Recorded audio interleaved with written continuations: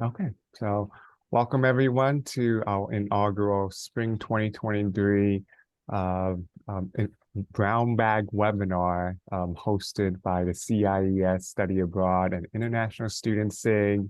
My name is Roy Y. Chan. I'm the chair of the CIES SAIS SIG. And this is a collaboration and partnership with the CIES Sexual Orientation, Gender Identity and Expression SIG. We have Dr. Pizmony-Levy, who serves as the vice chair of the Sexual Orientation SIG. So if you're interested in learning more about how to get involved with their SIG, feel free to let him know at the end of the webinar, as well as if you're interested in getting more involved with the CIES Study Abroad and International Student SIG. I'm happy to connect you with individuals who will love to meet with you and to learn some of the services and activities and programs that we provide within our special interest group. Today we have a very special presentation on LGBTQ plus international students, the impact of student identity on university experiences, activism, and post-graduation trajectories. We have two distinguished scholars, Dr. Annie Campbell, as well as Dr. Andrew Herridge.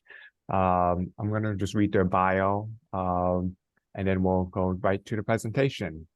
We will save Q&A at the end of the webinar session, so please, if you have any questions, you're welcome to write it on the chat, or you could save it at the end of the presentation. Dr. Pizmony-Levy will serve as our discussant. Each individual will present for about 15 minutes or so, followed by the discussant. And for our first presenter will be Dr. Andrew Herridge. Dr. Herridge is an assistant professor of multidisciplinary educational research at the University of Southern Mississippi.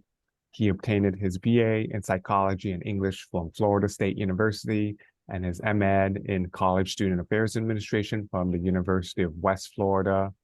He completed his Ph.D. In higher education research and a minor in women's and gender studies at Texas Tech University. His research interests focus on four broad areas, in particular diversity in higher ed, international higher ed, institutional leadership and policy, access and equity to higher education of disenfranchised student population and their educational experiences. Dr. Herridge has led multi-year studies examining the perceived experiences on campus engagement by LGBTQA international students and experiences of Q Latinx men at Hispanic serving institutions. He also serves on the executive board for the consortium of higher ed LGBTQ plus resource professionals. I'm going to introduce Dr. Campbell bio right after Dr. Herridge's presentation. So we'll just begin directly with Dr. Herridge's presentation. Oh, I don't know. Dr. Herridge, would you like to share your screen? Sure, thank you.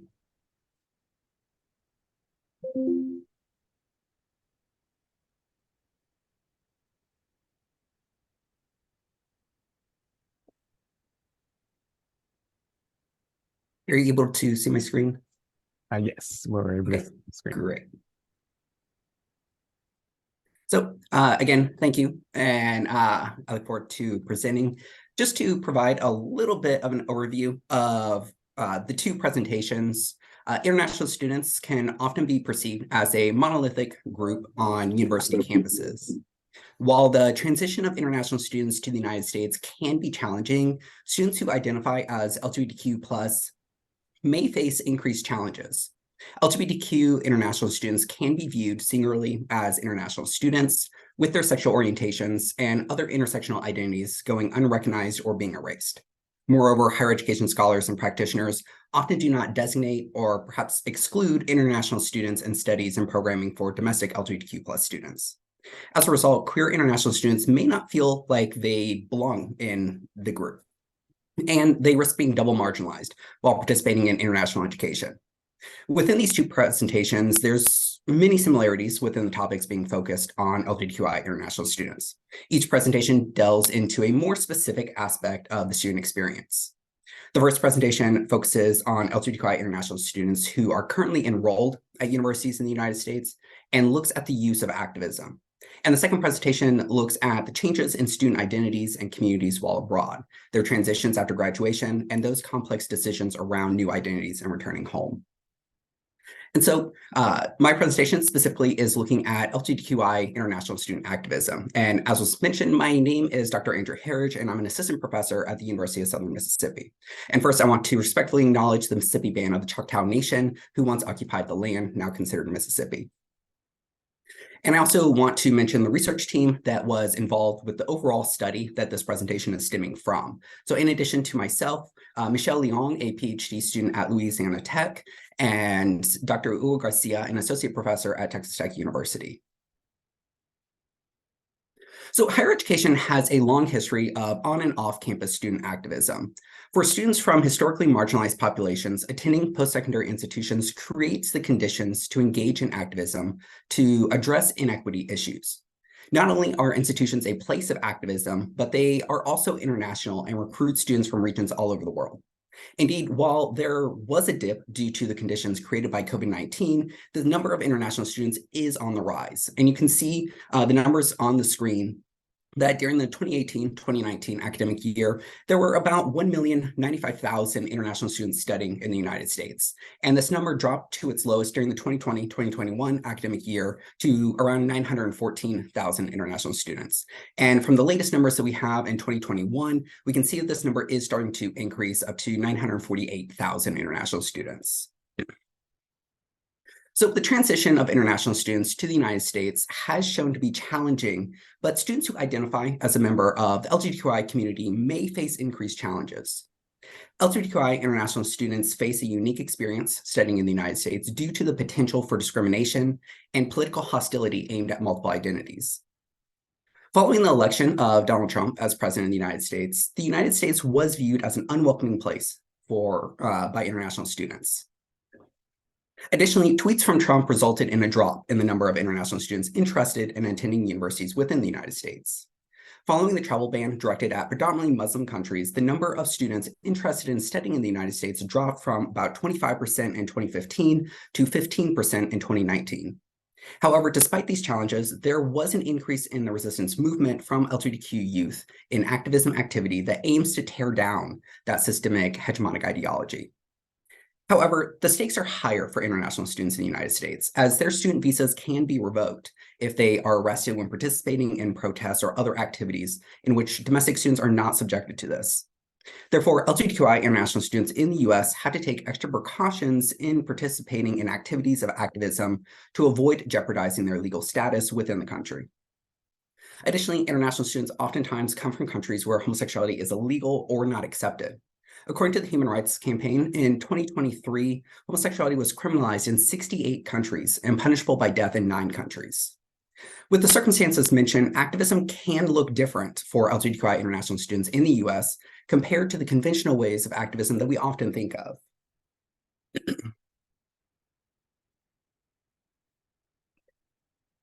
So participants in the study were selected through purposeful sampling. Specifically, individuals had to be enrolled either as an undergraduate or graduate student, identify as a member of the LGBTQI community, and possess an F1 student visa. We advertised on listservs, and an online screening form was utilized. The interviews were 60 minutes, semi-structured, recorded, and transcribed verbatim, and then member checking was utilized. Members of the research team resided in the southwestern and southeastern regions of the United States. 2 are currently at R1 public research institutions, and 1 is at an R2 public research institution.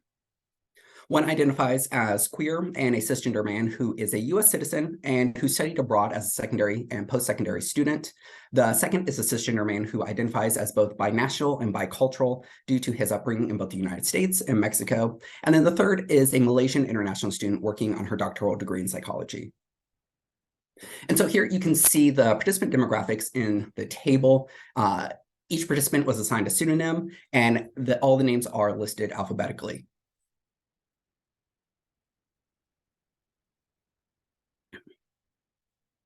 So this study examined how LGBTQI international students engage in activism to support members of their community and other marginalized student communities.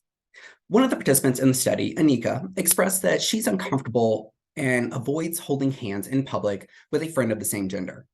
International students who are members of the LGBTQI community are mindful that their images may be taken at some pride events that may out them to members of their home communities. These events can be political or regular activities, but the possibility of being outed presents a real challenge if they're not out to their friends and family. Fatima explained that she's not out to the public and does not want to be identified at these events. While it's clear that students may want to engage in LGBTQI organizations on campus, the challenge of being outed presents limitations to their activism participation. As indicated, LGBTQI international students often must be mindful of their actions. One, to avoid jeopardizing their student visa within the United States, and second, their safety and ability to return home upon the completion of their studies. Fatima discussed how she must be conscious about her actions because homosexuality is illegal in her home country, and she will have to return home upon her graduation. While returning to their home country can be difficult for any international student, it can be especially challenging for those who hold multiple identities, especially ones that conflict with the laws or ideologies of their home country. Returning to their home country may result in a loss of their ability to publicly display their identities, or even a danger if their identity is against the law in their home country. This may lead to an increase in negative mental health occurrences or cultural dissonance and impact their sense of belonging. However, Mohammed explained that he believes that LGBTQ-related events are great at raising awareness for people in the community in order to get to know them. So LGBTQI international students in the United States have to put in extra effort to find other ways in which they can be actively engaged in showcasing the challenges they face. The participants in our study expressed that they were afraid to engage in activism and politics because of their status as international students in the US, since they were on student visas or for fear of the repercussions in their home country. However, activism can be done in various ways. It may include participation in protests, conversations, or joining clubs and organizations. The participants in our study also discussed their involvement in student organizations, such as GSA, various identity-based organizations, and in addition to participating in the International Center. So when it comes to participating in organizations, these may serve as a way to connect with others or learn more about the campus. However, the organizations also provide an opportunity to, as Gabriel explained, raise awareness. Organizations host events, discussions, and town halls to discuss issues on campus to be brought to the attention of the administration. Gabriel shared about an organization panel discussion on their international and LGBTQI identity in an effort to raise awareness on campus. In addition to participating in an organization, the use of a universally recognized symbol, such as a pride flag, can be used as a form of activism. It was discussed how seeing the flag was a poetic symbol when it was used as a way to counter a group of Christian protesters. So respondents expressed a range of feelings, from discomfort to avoidance when it comes to engaging with the campus due to their identity as LGBTQI international students. They also discussed their objectives, such as being mindful of their activities and raising awareness. Studying in the United States as an LGBTQI international student can be challenging due to the possibility of discrimination and political hostility aimed at the identities that they hold. In addition to the challenges they face within the United States, LGBTQI international students may face hostilities towards their LGBTQI identity within their home country, with homosexuality being illegal or not accepted in 68 countries. As Anika explained, she does not feel comfortable holding hands with friends of the same gender. Additionally, respondents reported being hesitant to attend LGBTQI-related events due to fear of being seen by someone they may know. This presents limitations on LGBTQI international students' ability to fully engage with our campus community and to participate in activism. While it was expressed that LGBTQI international students may avoid events or organizations focused on their LGBTQI identity, they must also be mindful of their international status. Participating in activism within the United States could impact their student visa within the US, but also create concerns for their safety and ability to return home upon graduating. If an international student engages in any form of activism that results in a criminal charge, they face deportation and being banned from the US for a minimum of 10 years. This differs for domestic college students who do not face the consequences of deportation for similar actions due to their status of being a citizen of the US. Additionally, engaging in any activism surrounding LGBTQI topics could result in their identity as a member of the LGBTQI community being outed. This could lead to potential danger upon returning to their home country. Apart from the conventional ways of activism, there are many other ways of engagement. When thinking about activism, marching or protests often come to mind first. However, the participation in student organizations, volunteering within the LGBTQI office, displaying a pride flag, or simply being visible can be forms of activism. Some respondents in our study engaged in activism by raising awareness through participation in student organizations focused on LGBTQI students, workshops, and panel discussions, while for some, the concern for their safety and ability to return home prevented their participation. Through their participation and the inclusion of symbols such as the pride flag, LGBTQI representation could be increased on campus. When it comes to representation on campus, it is important for students to see a level of representation among faculty and staff through course topics, university events, and institutional policies. This can promote a sense of belonging. Sense of belonging is the feeling of mattering and connection to the community. Oftentimes, students will maintain a connection with the institution through involvement in student organizations that are related to the identities that they hold. Representation within institutions is important in that faculty and staff who hold similar identities are able to provide support to these students.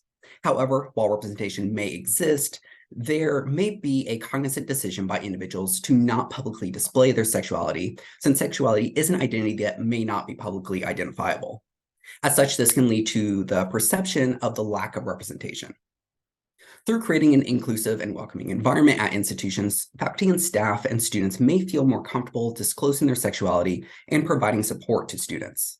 This can be done through posting an ally sign, including a syllabus statement, or the inclusion of identity-based topics within a course.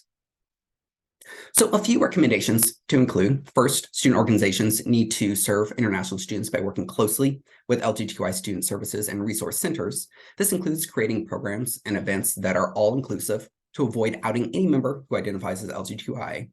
Second, within international student centers, specific support for LGBTQI students should be provided. Through having LGBTQI student support within the International Student Center, it ensures the service is readily available to international students without having to navigate to different departments or areas on campus in order to obtain that support. And third, due to their student visa status, many students may not be aware of what activism-related activities may result in an arrest.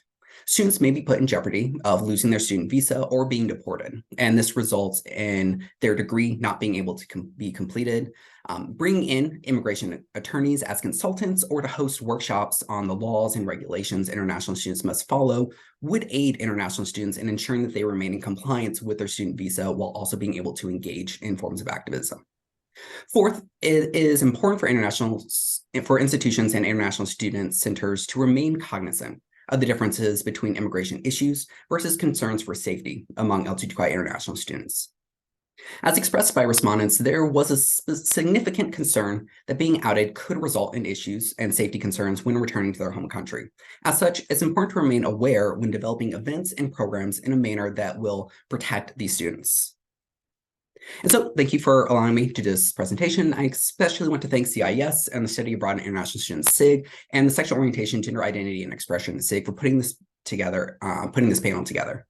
And if you do have any specific questions or want to discuss further, feel free to send an email or you can find me on Twitter. But I look forward to our conversations in a little bit, and I'll get back to Dr. Chan to introduce Dr. Campbell. Thank you so much, Dr. Herridge, for a very fascinating study. We're going to transition over to our second presenter. Before I talk about the second presenter, you're welcome to write questions on the chat. So if you do have a specific questions for Andrew, feel free to write it on the chat, and we'll try to cover all of the questions you'd like to ask. Our second presenter is Dr. Annie C. Campbell. Dr. Campbell is an associate professor at Middlebury Institute of International Studies in Monterey, California. She teaches courses and conducts research on international scholarship programs, international higher education, student mobility, social change, human rights, and climate justice. Dr. Campbell consults on topics related to international scholarships for UNESCO, USAID, the Open Society Foundations, as well as the MasterCard Foundations. Dr. Campbell holds a Ph.D. in Comparative and International Education from the University of Minnesota and an MA in Critical Theory and Cultural Studies from the University of Nottingham. She is the recent recipient of the U.S. Fulbright Scholar in Kosovo, as well as the 2022-2023 CIES SAIS Research Grant Award recipient within our special interest group. So we're very excited and thrilled to have Dr. Campbell share her research project. Dr. Campbell, do you want to share your screen? Yes, thank you so much. Okay, let me share. All right, is that coming through? Yes. Okay, great. Thank you very much, Dr. Chan and others for inviting me to speak today. It's a pleasure to follow Dr. Herridge and to hear about his findings. So as Roy said, my name is Ann Campbell, and I'm an associate professor of international education at the Middlebury Institute of International Studies. I use she, her pronouns. My research is at the intersection of international student mobility, social justice, and social change. And I want to start by thanking those who have contributed to this project in terms of time, funding, and perspectives. A special thanks to the SAIS SIG for the support of the 2022 Research Award, and to two key collaborators who are here today, the graduate research assistants working on this project, Quintessence Townsend and Marissa Runo. This project is not possible without you. Before I share initial findings, I want to provide a bit of brief background to complement Andrew's comments about this study. So first, in our study, we use the term queer international student. And what we mean by that is a student who is enrolled at a college or university in the United States, who self-identifies as both an international student and as lesbian, gay, bisexual, transgender, queer, or any other minoritized sexual or gender identity at any point in their life. So in other words, we are looking at queer or using queer as an umbrella term, using a definition provided by Sumara and Davis that states that queer people are collectively denied the cultural rewards afforded those whose public performances of self are contained within that narrow band of behaviors considered proper to a heterosexual identity. We also root this project in an intersectionality framework, pulling on the landmark research of Crenshaw, in understanding that individuals have multiple and intersecting identities. In this case, our interviewees identify both as queer and international, and that these identities intersect in complex ways. We also recognize that these are only two among many identities for each individual. I also want to note that in this research, our team recognizes our own privilege and identities and how they may influence this work. And this is especially true for me as a cisgendered female and heterosexual white professor. I have many students, peers, and loved ones who identify as queer, and to this work, I bring a commitment to social justice and care. So in our study, we wanted to learn more about the queer international student experience, especially at the time when they're completing their studies and making choices about next steps, and then the trajectories afterwards. The research questions for the study are here on the screen. To summarize them quickly, we are particularly interested in whether students had high quality support and advice, and from whom, while they were in the United States.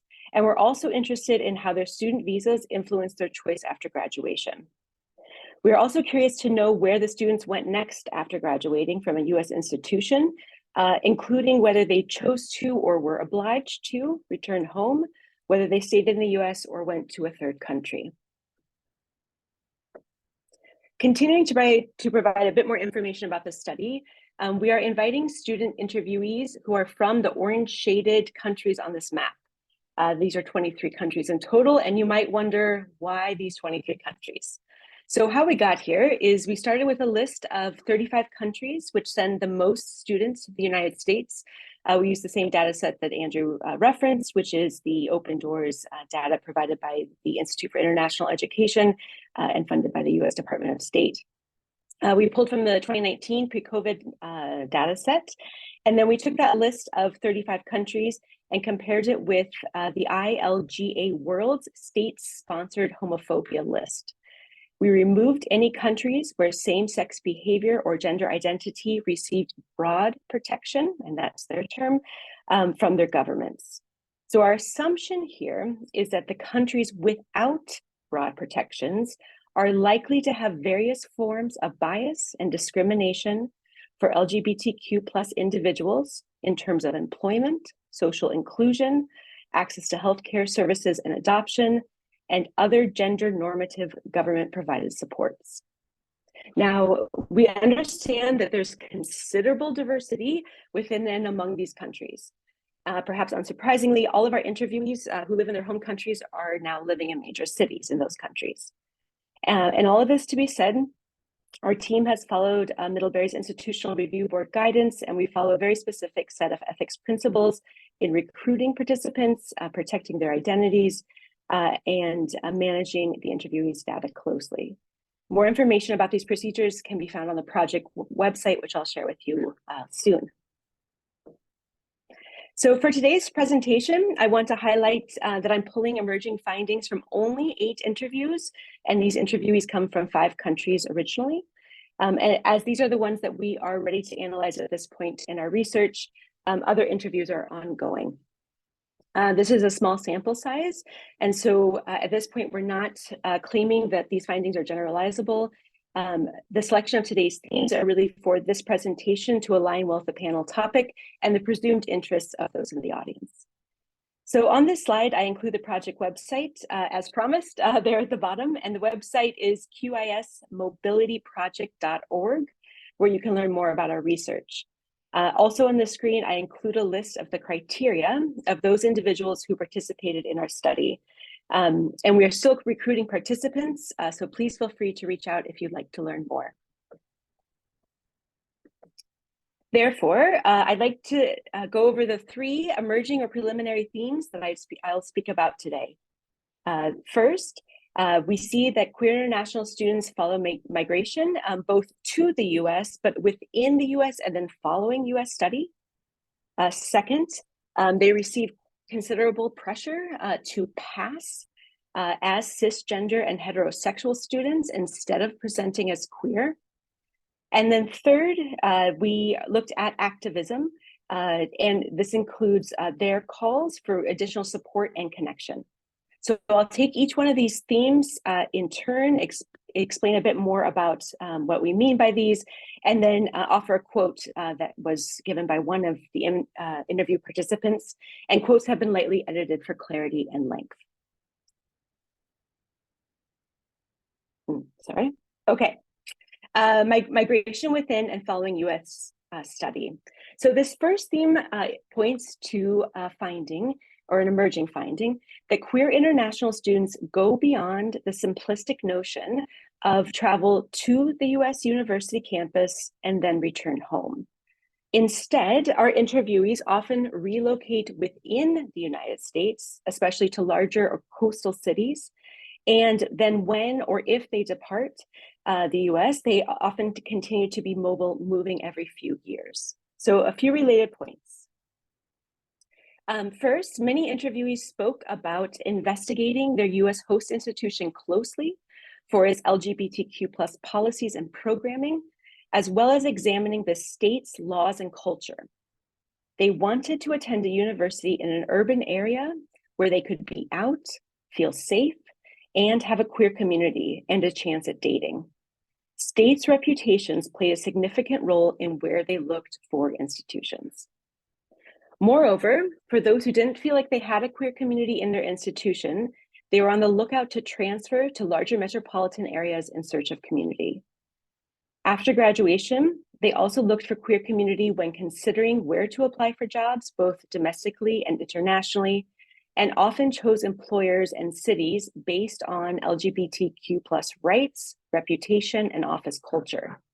This follows findings from other scholars who discuss queer migration patterns of students from rural to urban centers, yet it adds an international dimension.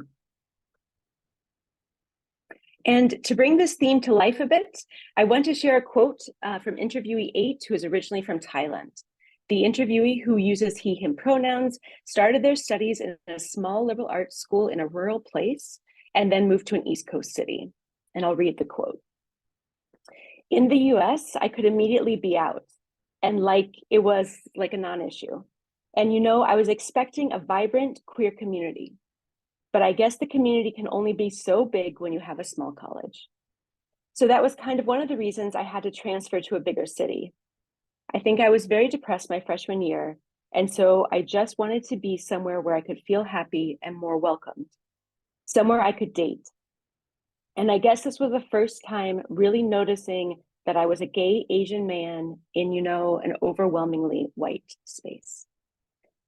As you can see, this individual moved within the US to be for community.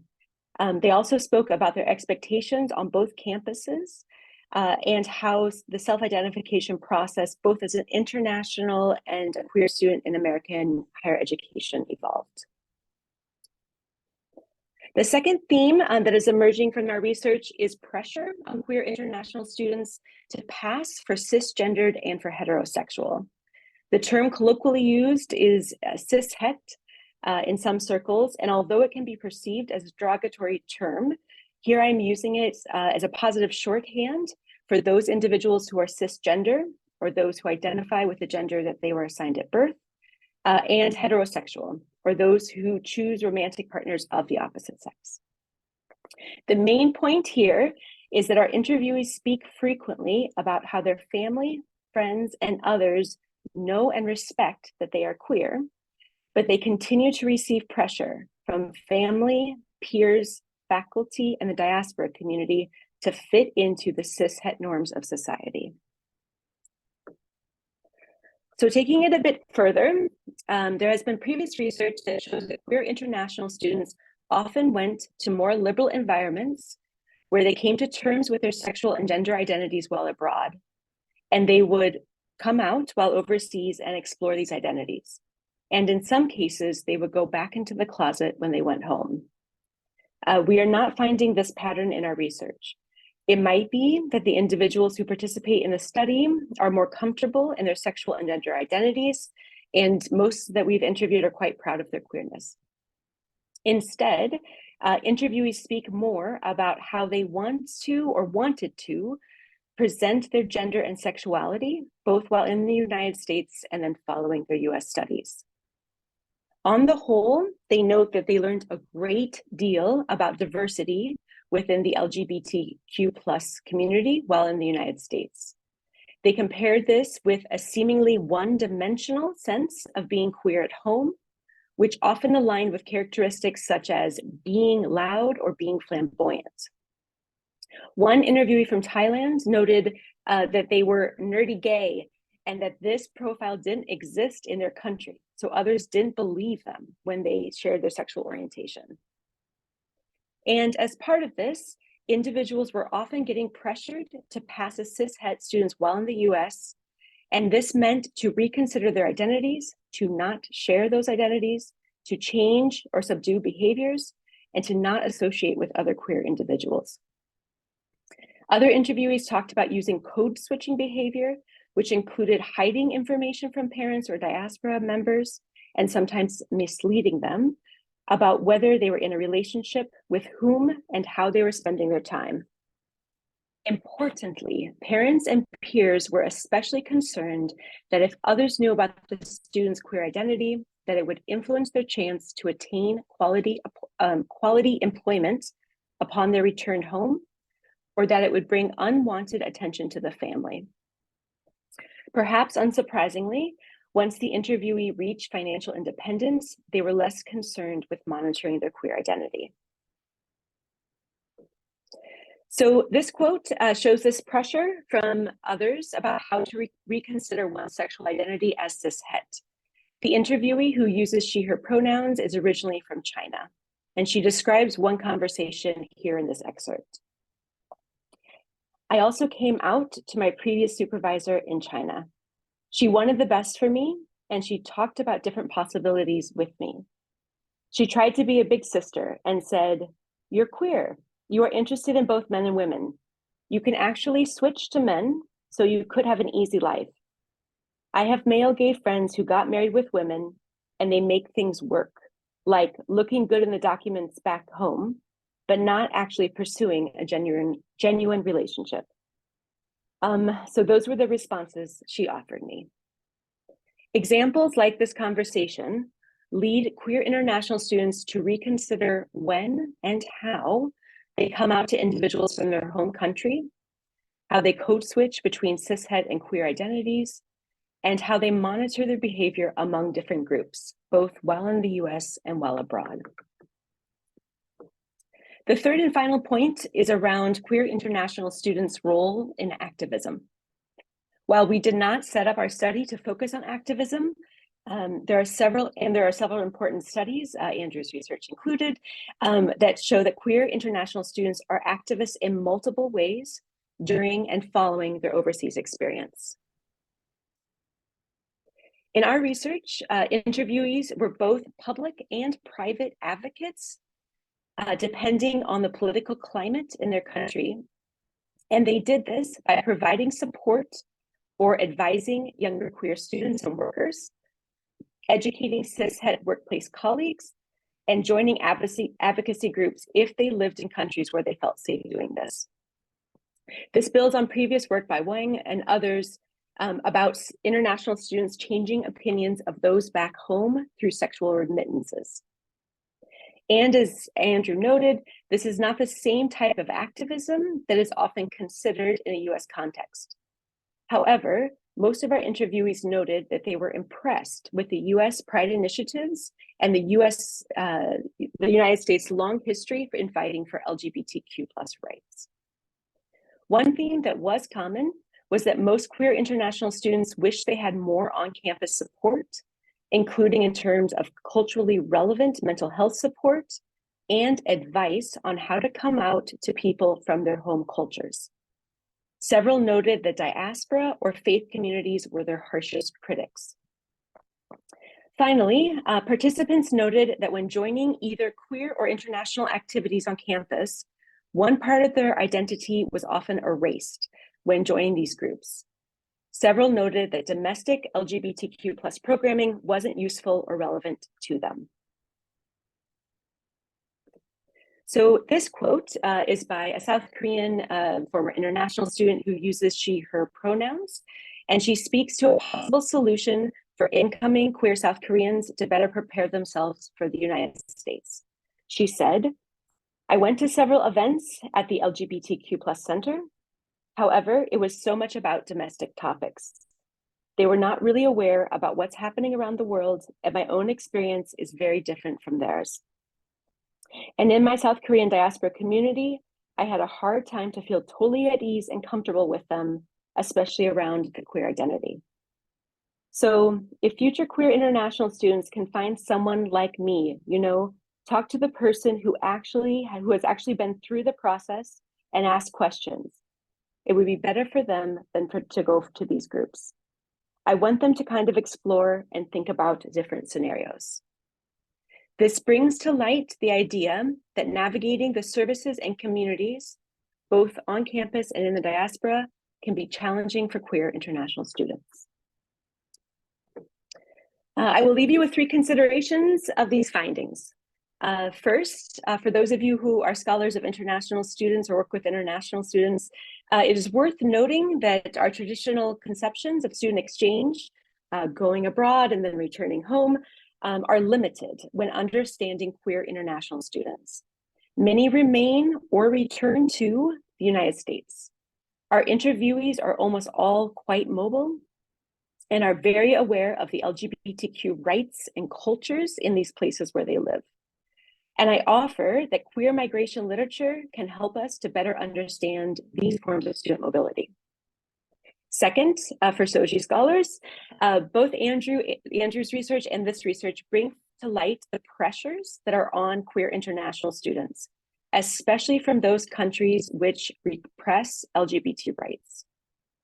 This is not only in these formal laws or lack of protections, but also in these small acts.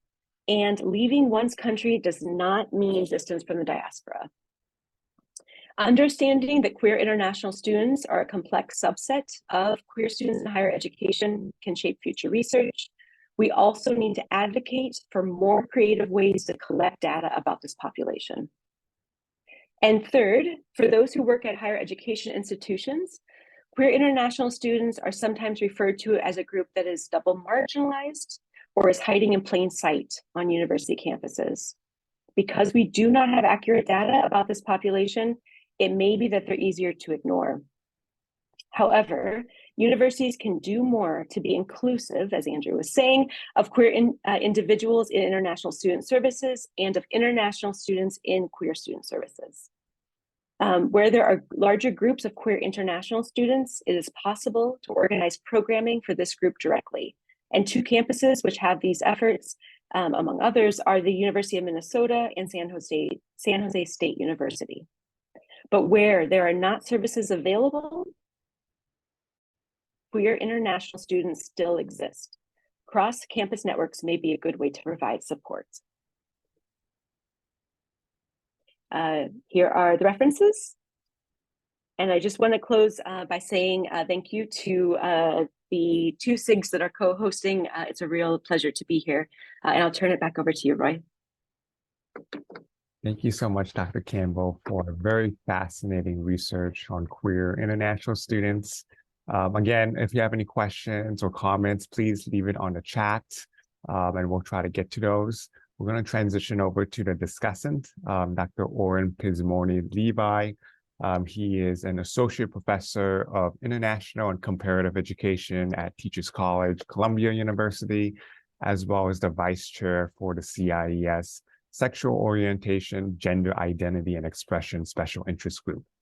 So Dr. Pizmony-Levy. Okay, thank you so much, Roy, and thank you, Andrew and Annie, for a wonderful presentation. Before I'm doing anything, I just want to thank the two SIGs for co-sponsoring this event. I'm so excited to see 60-some people in the middle of the day taking the time to discuss this important issue of both international students and also the LGBTQ or queer identity. In the chat, I just shared a link to a new initiative we have at Teachers College, and I hope that we can post the recording of this session on that website as well if you want. But basically, we're really trying to advocate for more engagement on LGBT issues in education worldwide. And I'm more than happy to talk about that at some other points. But here are a couple of points that I prepared for us for today. As you can hear from my accent, I'm not US based. I am actually born and raised in Israel. I myself was an international student in the US.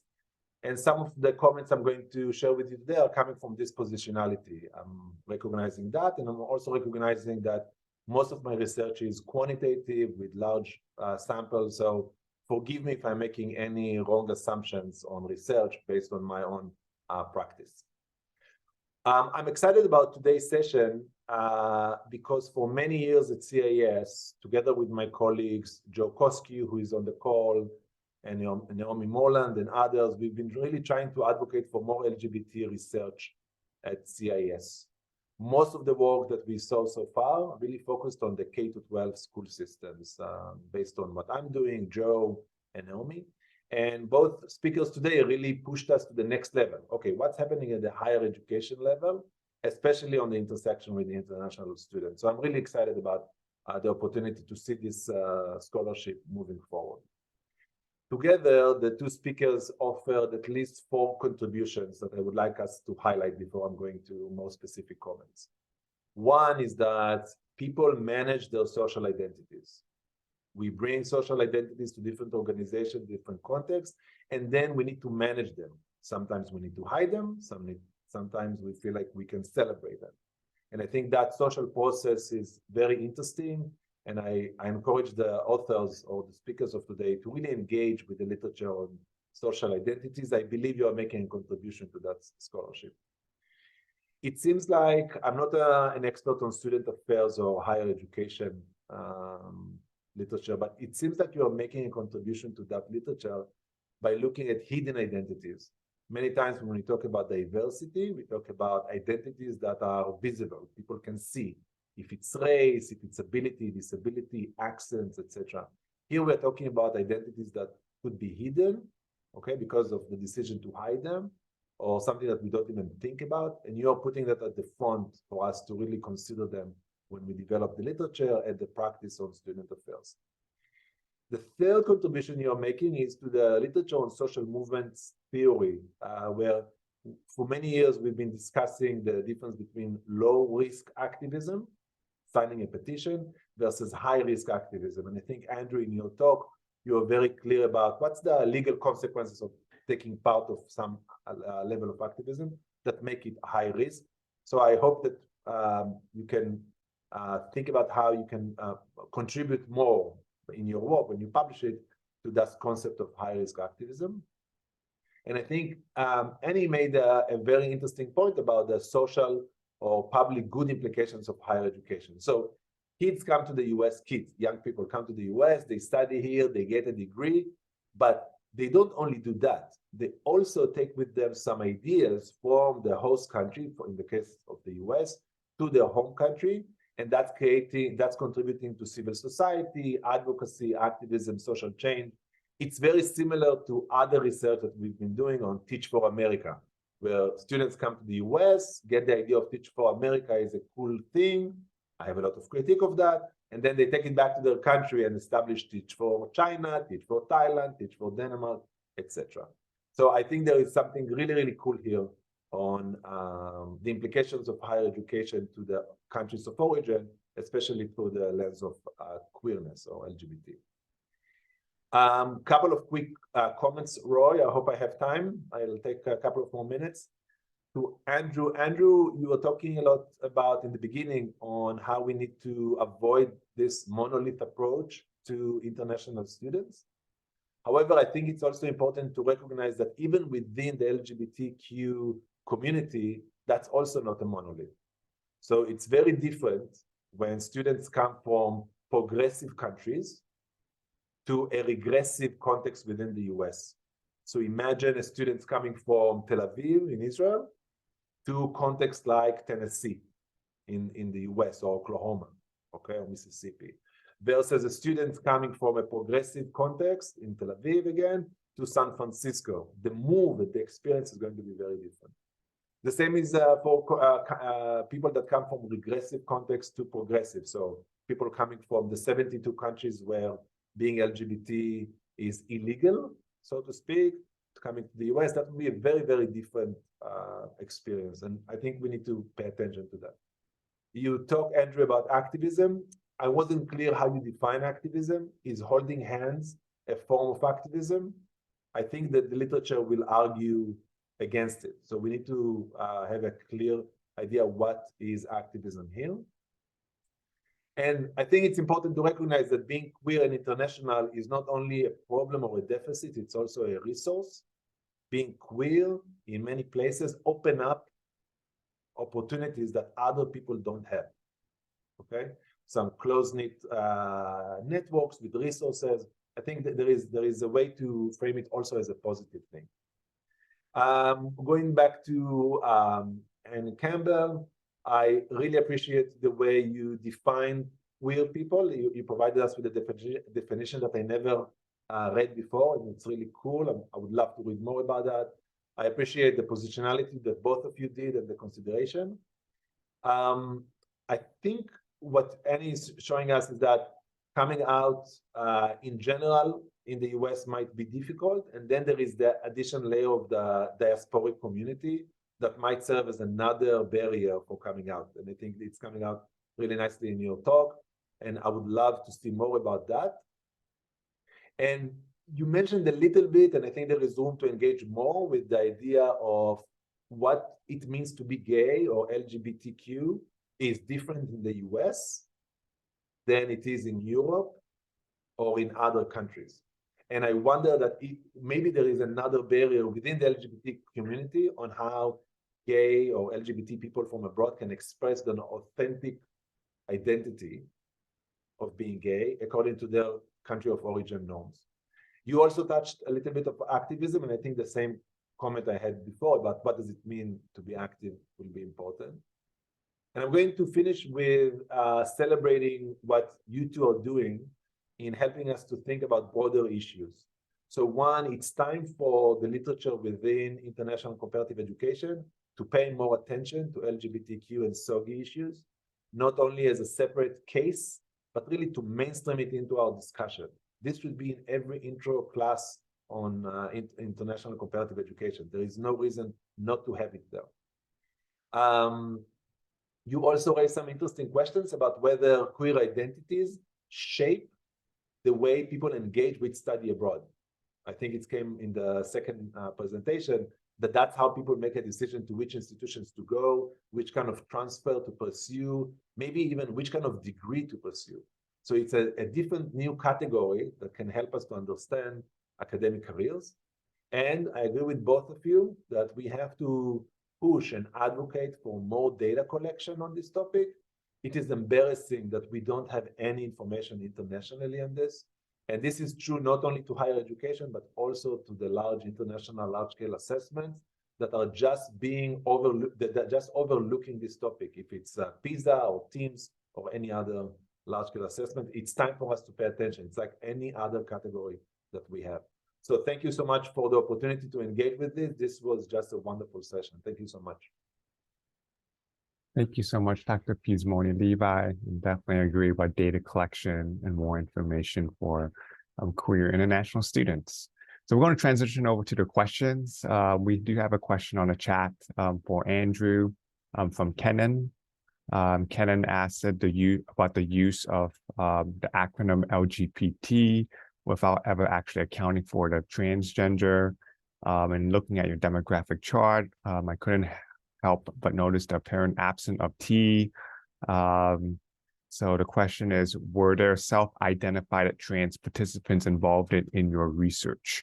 And if so, how did their experiences as international students differ, or how were they unique compared to those who are minoritized that solely based it on their sexuality? Andrew, do you want to answer that? Sure.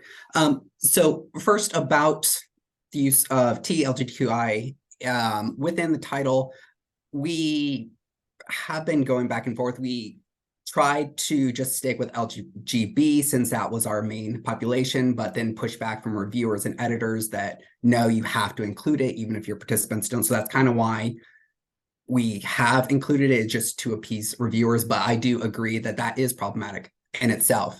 When looking at our participants, we did have two who identified gender questioning. They did not identify as trans, but they were gender questioning.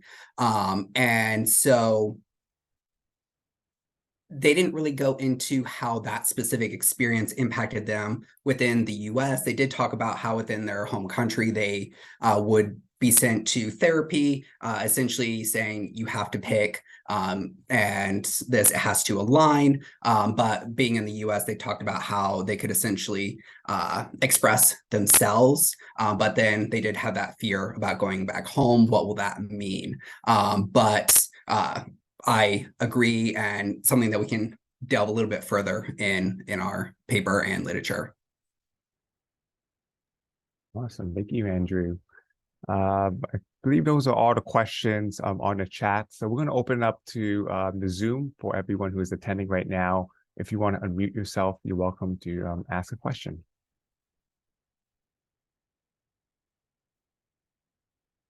And feel free to direct your question to any of the three speakers.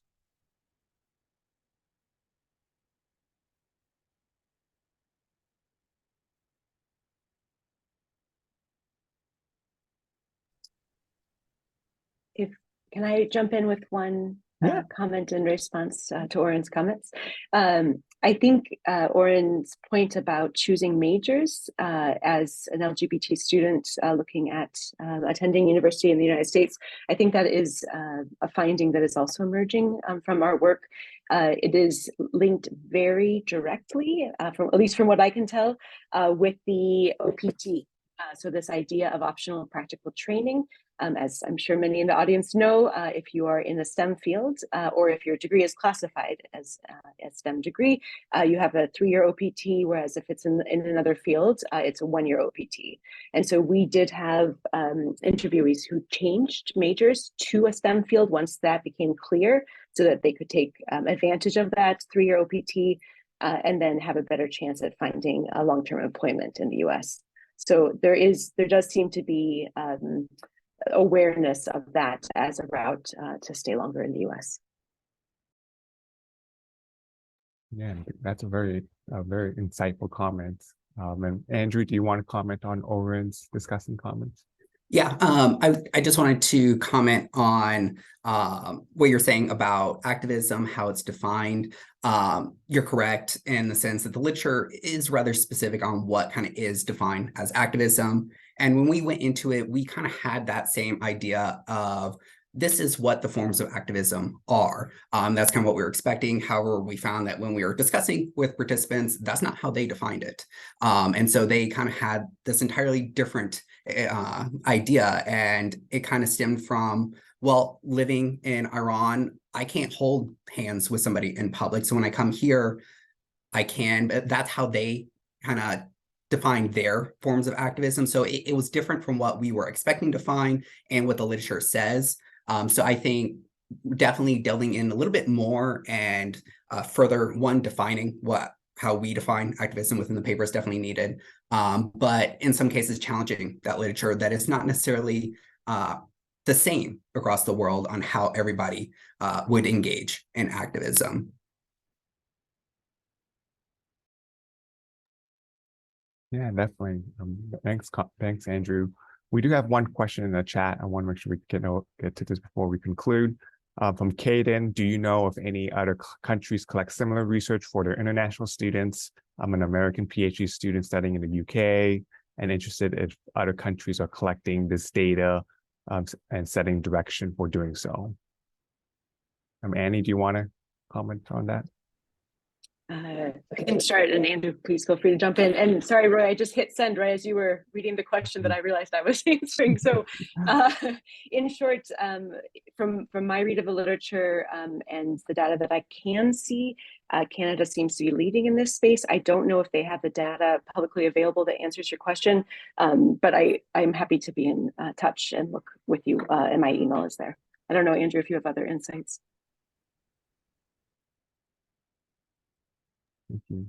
Thanks, Annie. I can give a very brief comment here. Yes. While I listened to you study, Dr. Campbell, I felt almost like you read out what my mind is going through right now, because currently I'm in my 4th year in a doc program in Missouri, and I could see how the trajectory or what I'm thinking about, where I want to land next, or I want to really find a job, pretty much go in line with what you presented there. So I just want to say that I feel personally that when I at least go through a very rich or very good qualitative study, it really captures the experience. And when it hits me, hits home for me, I do feel oh, this is so exciting. So I really kind of want to support and root for you, and hope to really see when it's published. Thank you very much for sharing. And with that note, thank you so much, John, for sharing. With that note, we're in the top of the hour. I want to mention that this session is recorded, and I will be sending all the attendees the recording. So if you want to pass it along to your colleagues, to your friends, to your family, you're welcome to do so. Again, if you have any questions with any of the presenters, feel free to contact them by their email address. And once again, if you're interested in getting more involved with our SIG, whether that's the SAIS, or the sexual orientation SIG, feel free to contact either one of us. Thank you so much for attending this inaugural Spring 2023 Brown Bag webinar. It's an honor to co-host this special Brown Bag webinar with these two SIGs. I wish you guys all a wonderful day, and thank you so much for your engagement and active participation. Thanks a lot for attending, everyone. Thank you.